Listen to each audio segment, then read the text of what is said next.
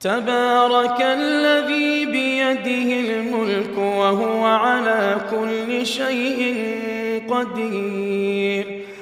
الذي خلق الموت والحياة ليبلوكم أيكم أحسن عملا وهو العزيز الغفور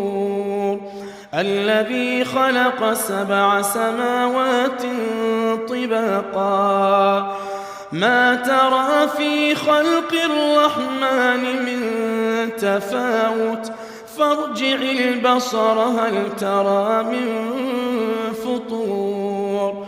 ثم ارجع البصر كرتين ينقلب إليك البصر خاسئا وهو حسير ولقد زينا السماء الدنيا